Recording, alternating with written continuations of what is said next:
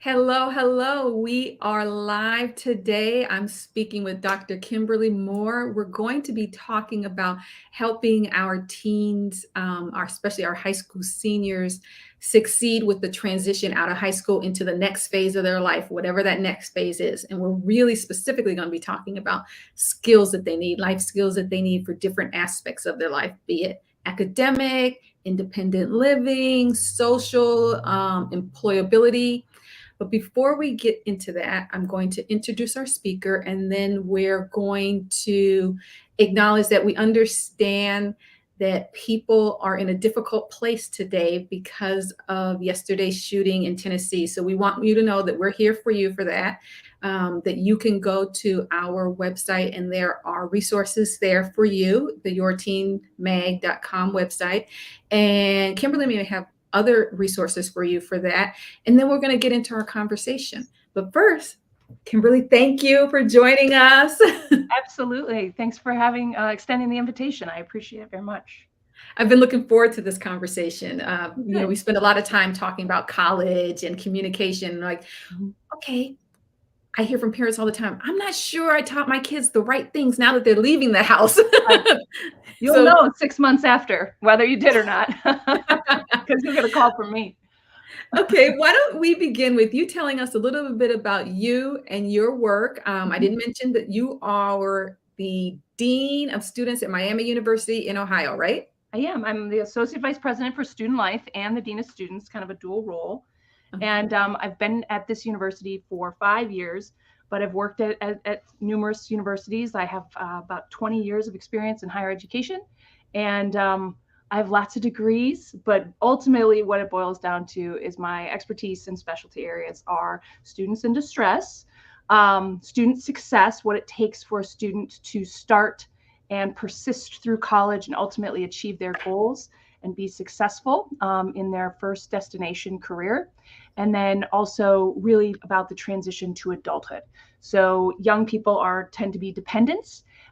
College is a time for interdependence, and then ultimately the goal is for them to be independent adults. And so it's in that transition and the developmental arc that I have some specialty.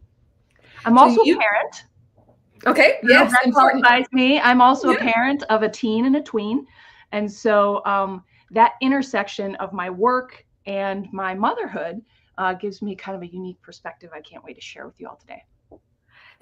I have one thing to do before we Yes. move on, and that is Jessica, the amazing Jessica. Those who've watched us before know the amazing Jessica's behind the scenes, and she says you are at her alma Yes, that's right. Here mater. we go. I'm representing today. That's wonderful. So we had to get that out there. Yes. Yay, Welcome home, Jessica. Jessica. um, so basically, you see the results of our work, the parenting. You know if we have imparted these skills and if, or at least have tried. Yes, yes. And actually, that is what has prompted me to want to get out in front of more parents. It's a bit of a, you know, we're at a precipice where I am trying to basically ring the bell or sound the alarm for parents to not sit in helplessness. Sometimes parenting can be so hard and difficult that whether it's my friends, my peers, my collegiate network, the parents I work with, my colleagues across different colleges and universities, we're all seeing very similar things. And it's parents' frustration, and they can't understand why their student is struggling in college or making the transition into adulthood. And there's this failure to launch epidemic that's really happening across the country. And so I wanted to go as upstream as I possibly could. And you can't get more upstream than parents and parenting. And so if I really want to sound the alarm and then help parents understand what I think in my experience and in my history here and knowledge, I want to share what I think are the foundational, most critical things to make sure your student or your young adult has developed over time to be ready to really be a successful independent adult. And that's really ultimately the goal, right? All of us want our children to ultimately be able to stand on their own 2 feet and be successful in this society. And that whether you like the systems or the structures that are happening, they exist as they're changing and evolving. And we need our students to be able to adapt and really engage in that social fabric. Our young people are so critically important to our future. It doesn't get more important than that. And so it's an incredibly important job to be a parent, and a steward and a guide, and a support system. And I think right now in our society, parents are inundated with competing priorities. And we often think about it as if, well, we got 18 years for that. Like today in this moment right now, I have a phone call to return, I have groceries to get, I have to get so and so to this practice, and I have a work Zoom call in 30 minutes, and you've got all this incoming. And the natural sort of reaction for parents is to survive those moments. And ultimately a little bit of short-term pain there to do the right thing in the moment for your parenting and for your child will pay off dividends. So it's a short run, long-term calculation that I want to empower parents to take and play the long game. So we'll get into all of that. But ultimately, I'm animated about this topic because I am seeing the outcomes of some inputs that are not just parents, but parents are the most influential. Okay. I want to remind people that you can leave a question or a comment in the comment section if you're listening to us or watching us live on Tuesday, noontime Eastern, on Tuesday, March 28th. So you see the results, and as you see, it's becoming increasingly aware or almost more epidemic-like, that the lack of these skills of preparedness. How much of that is COVID related, and how much of that is parents becoming burdened with so much of the other stuff that you mentioned? Yeah, so I would say, so I've got multiple generations that I've seen, right? So, Mhm. the millennials, the Gen Z, now even I think, what are we calling the next one? Alphas, I think they're called. That's new for me. Yeah, Thank yeah, you. you're welcome. We're starting the alphabet over again, I guess. But and I'm an Xer, and so I have an intergenerational perspective, and I've been doing this work across generations, and I have seen a stark change. Now, what I will say is COVID has amplified and accelerated the fissures that we had seen prior to COVID. So there was evidence of this, what I'm calling a devolution of readiness or a devolution of preparedness in students. There was evidence of that prior to COVID, but COVID accelerated it. And we're really not going to understand the deep effects of this for probably a 10-year span. So the younger your child was when COVID hit and remote learning and all of that sort of hit, that isolation factor, the younger your child was, the fewer long-term effects I think you're going to have. You have time to recover. Mhm. But those students who were starting high school at the time COVID started, I think that's probably the nexus of the most challenging to catch a student up by the time they go to college. And so that condensed time period where students lost their ability to develop their social skills because of the isolation factor, and then learning development or learning skills, time management, organization, the just demands of the academic rigor of a high school or school, teamwork. That was something that was really disrupted during COVID because students couldn't work on a project together in the same ways. They didn't co-present together. So we are seeing some deficits. This is not every student, right? Every student has its own context, sort of own mix of variables. So they might be thriving in some ways and a little bit developmentally delayed in others, or be missing some skill set or knowledge in others. But by and large, we are seeing that it's that kind of learning environment in college that students are not as ready for. So there's project-based work, the team environment, social skills, taking risks socially. Those things I think were deeply disrupted because of COVID. Okay, so let's talk about the actual skills, the nitty gritty that they need. Sure. What are the hard and maybe soft skills that our graduating seniors need to have so that they can go and succeed in the next phase of their life, be it college, Mhm. military exploration, or work?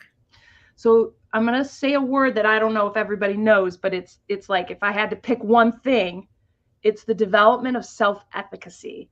So that ability for a young person to believe that they have the capacity to deliver and execute behaviors that will achieve their goals, right? So that self-efficacy, the real key component of that is the students or the child's personal belief in themselves to be able to do what is necessary to achieve their goals. So there's a lot that goes into that. That's self-confidence, that's resilience, that's distress tolerance. I can go slower. Some level of risk taking. That's one of the best parts of being a youth and being young is your risk tolerance used to be an incredible characteristic of our younger generations, and it's getting, actually our younger generations are far more risk averse, we're finding. But social skills, right? The ability to dialogue across difference, incredibly important in the divisive landscape that we're in right now. Self-awareness, critically important. And then last but not least by any measure, our coping skills. And I think somewhere along the line, we have lost this, we have shifted to these maladaptive coping skills. And what we are seeing by and large as a maladaptive or something that is not favorable, bad for a student is this avoidance. We're seeing avoidance. When students don't want to confront something that is hard, they avoid. And wow, that is a trajectory for compounding issues for sure. So if a student can develop the distress tolerance, grit, and resilience, I think they are set up to eventually, which is the total package, which is self-efficacy. When you have all of those things I just named, you ultimately have a self-efficacious student who can really be successful and thrive in this environment that assumes some level of independence. I like the way you broke. No, I like the way you broke that down. I know there are parents out there said, "I thought you were going to tell me about cooking and shopping and stuff." But in order for them to do those things, they first have to believe that they can do it. So I like how you broke it down. Belief in yourself, and in order to have belief in yourself, you have to have confidence. You have to be resilient. You have to be able to tolerate distress and be willing to take risks. Of course, these are calculated risk, not Not life. egregious, like, jumping out of planes. We're not talking that level of risk. Let me give you an example. So what we're seeing is that when a student transitions to college, there is, they might not know anybody.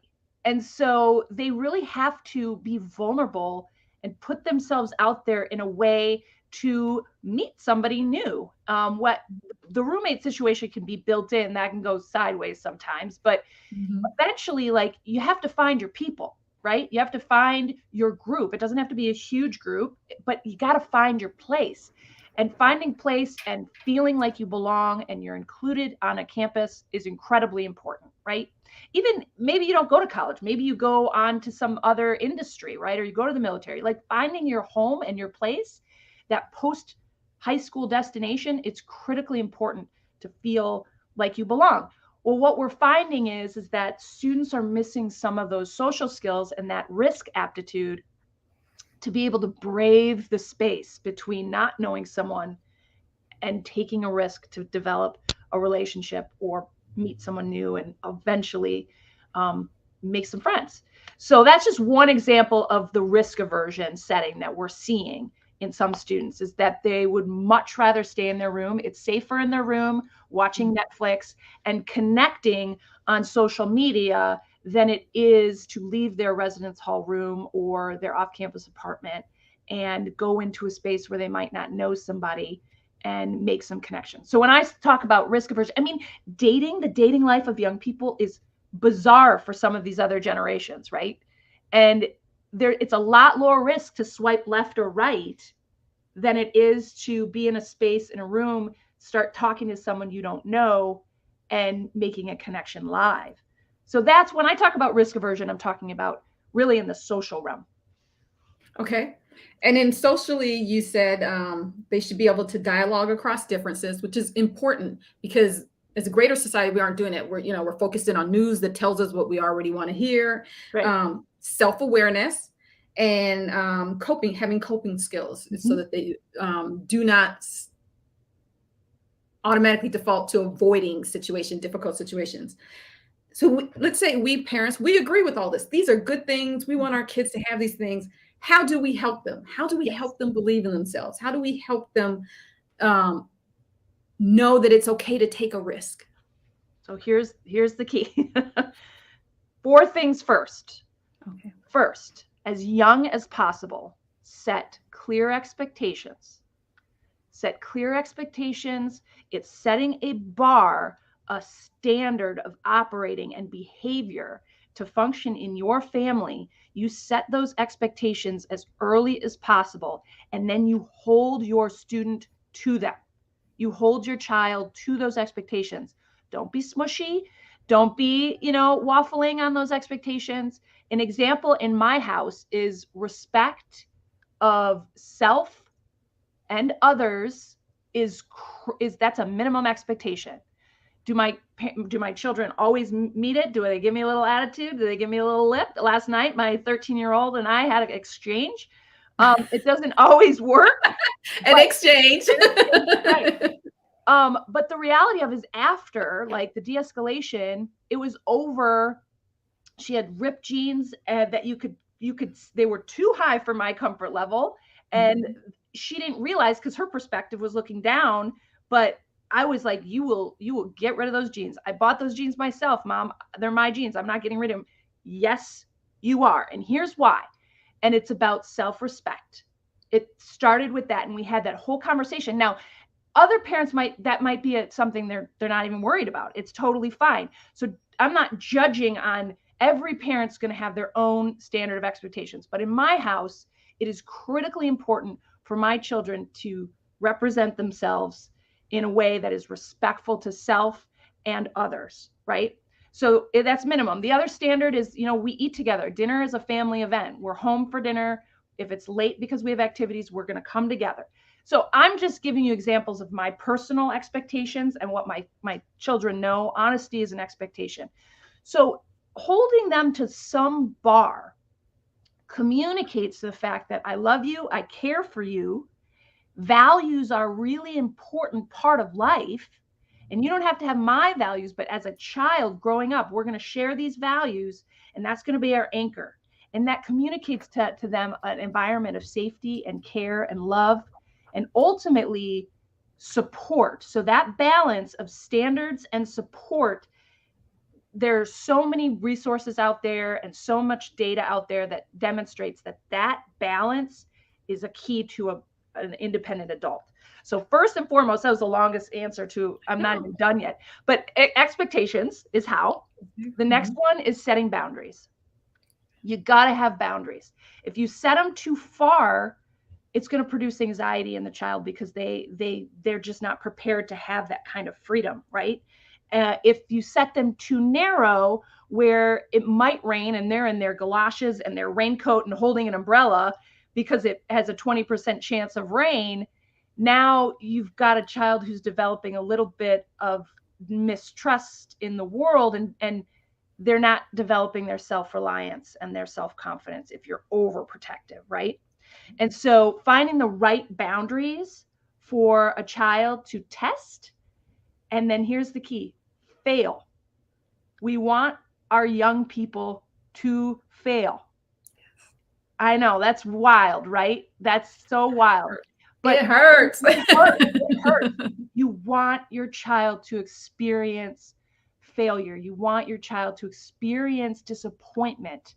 You want your child to feel embarrassed because that means they're learning. And when we come in and we cover for them in these opportunities and we absorb the embarrassment or the disappointment or the feeling of missing the mark, if we do that for them, we are literally robbing them of a developmental opportunity. And it's hard. It's the hardest thing you're going to hear me talk about today. But I'm telling you, it is impossible for a human being to go through life and not experience failure, a disappointment, because it is the absolute ingredient for growth. And that's what we want to do for these young people. We want to help them grow. And the best way to do it is not avoid or limit the opportunity for a child to fail. We want them to fail, but be there to support them through it, learn from it, reflect on it, and then help them translate it into a lesson learned for next time. And that's like building muscles. By the time they get to college or post high school life, you want them to have the right muscles, the knowledge, skills, and capacity to operate in that interdependent, independent world. So those are three. Did I get to three? I only got to No, two. we got got expectations and boundaries. And then failure, being comfortable with A failure. And Yeah. then Comfortable with failure. responsibility. Responsibility is the other one, is you want to give your child an opportunity to be tasked with something. You support them in it, make sure that they have the skills and they can do and complete the task. But there's something called desirable difficulty.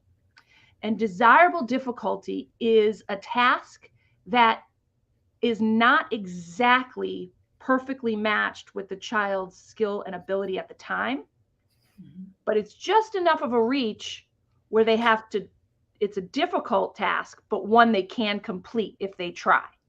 Does that make sense? And so the more responsibility you give your child in that desirable difficulty range, the more confident they're becoming, because every time they are successful achieving and following through on that responsibility, again, they're building those muscles. And so that's critical, because eventually when they leave your house, they only have 3 months usually, right? If it's the normal trajectory, they have 3 months to be a high school dependent student and all of a sudden be expected to be a totally independent actor on an autonomous college campus.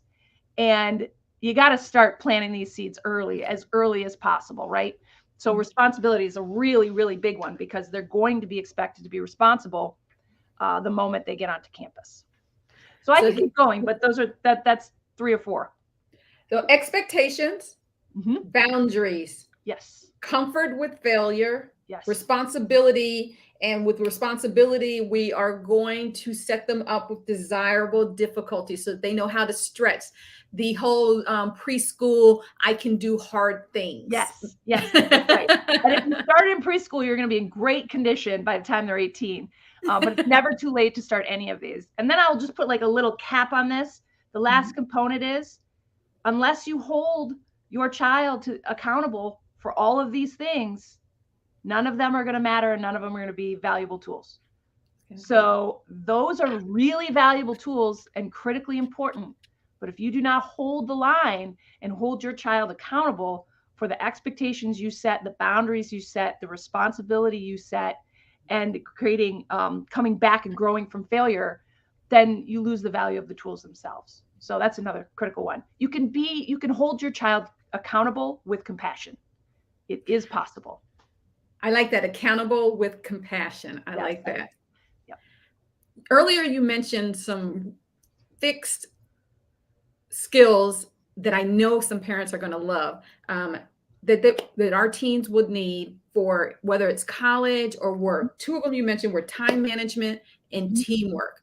Are there any others that we should be looking for and making sure that they can identify and believe that they can do if they aren't already doing? Asking for help. Asking for help. We are seeing, I think it's as a result of social media influence. Nobody puts out in public that they're struggling. Very, very rarely. Mhm. It's all this curated sort of viewpoint of who I am out in the world. And I think young people carry that through and are like, oh, if I ask for help, then I'm going to be found out. I'm going to be found out that I'm struggling. And it is, I can't tell you a more important hard skill for an individual young person navigating post high school life is that ability to ask for help, because colleges across the country and a lot of industry across the country have a lot of resources to help individuals who are struggling. It's it's bridging that divide and getting the individual who needs the help to be able to feel confident and safe asking for it. I'm telling you that that divide is we are seeing it left and right. So anytime I'm in front of my students and they ask me advice, I tell them ask for help. It's uncomfortable, but that goes back to that distress intolerance and getting comfortable with being uncomfortable. And that is to be able to ask for help. So critically important in your first job, in college, whatever it is. People can't read your mind. People don't know, and unless you raise your hand, you're not going to get the help you need. Yeah. And that's a strength. It's not a weakness. Asking for Yeah, help is a it, strength. absolutely. It Yeah. is. It is a tremendous strength. It's also goes back to that self-efficacy, Mhm. right? I believe that I can do this with the right supports. And if I don't feel like I'm really slipping here. And what I see is students who've been really successful in high school sometimes struggle in college, and it just is so um, destabilizing for them. And and it's like, wait a minute, you probably had a ton of help in high school because everything is prescriptive in high school, right? It's time to fill out the survey. It's time to do this test. It's time to. Mhm. But 3 months later, everything is choose your own adventure, autonomous engagement. It's completely internally motivated, and it's no longer prescriptive. And so it's a little jarring for some students. And so there's tons of resources. They just need to know that they're there, and they need to ask if they don't know. And they could ask anybody, their faculty, their RA, their parents, preferably somebody on campus. Um, but they could just reach out, to the office of the dean of students. That's what we're here for. So I love that. And I also love how the time just flies when we're having yeah, these good conversations. We have, I have one other thing to ask you and then a yeah. couple of housekeeping. But are there any resources for parents who say, this is great, this is wonderful information? Are there any resources that parents can go to help them help their young people? Yeah, there's quite a few. What I will say, we didn't even get in really to social media. I strongly encourage folks to check out John Haidt, Haidt. He is a behavioral psychologist and specializes in young people, and he's done a meta-analysis about the negative and positive impacts of social media. And his website is a treasure trove of information. Ultimately, everything that I've described is a conglomeration of my experiences as a parent and in higher education. And I do have this piece that I think Kamira might share, that has the nine points on there. Mhm. But the other thing is ultimately it's about present parenting. That's really what the crux of all of this is. And conscious parenting is a book that was written by Dr. Shafali. You're going to make me spell it, and I don't know exactly if I'll get it right.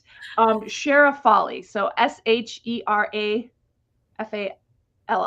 I think, but it's Mhm. easy to find. It's conscious parenting, and it really is about, as parents, how we can do some interior work and self-reflection to understand what we may or may not be triggered by that takes us out of being present to our child in the moment. And then we lose those developmental opportunities. So it's a great upstream resource. John Haidt has so many wonderful resources to help you know how to engage your children around tech and social media. And then ultimately, really, there's so many books. There's a book called Grit by Duckworth is the last name. And that helps develop resilience. It teaches you how to develop grit and resilience and perseverance in young people.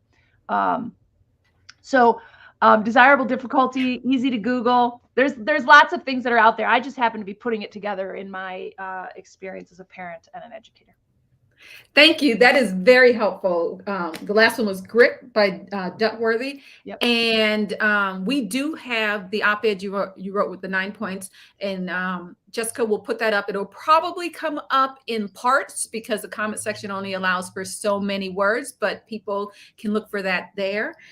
Thank you so much for this. It was very helpful. I want to remind our guests who are watching that we are in the midst of Destination College. Speaking of post high school experiences, we are on week 4, but it is not too late to join. Each week is a different topic. Tomorrow we'll begin week 4. It is Wednesday nights at 8 p.m. Eastern time. It is not too late to register if you go to our website, and Jessica, who is very busy for us, will probably put the link here in the comment section. And if you missed the first 3 weeks, you'll get those recordings, so don't worry about that. And before we go, I want to tell you thank you. This was very helpful and wonderful. Very well put together and easy to follow. I appreciate that. I'm glad. Thanks for the invitation. I really appreciate it. You're welcome. And I want to remind everybody that we are here for you if you need help trying to figure out how to talk to your young people about yesterday's shooting, the school shooting. There are a lot of issues and feelings that come up with that. And this is not something that they tell you in the Mommy and Me classes. So don't worry, ask for help. That's right. Thank you. We will see you hopefully tomorrow at Destination College. And if not then, maybe a little later in the week. Thank you for joining us.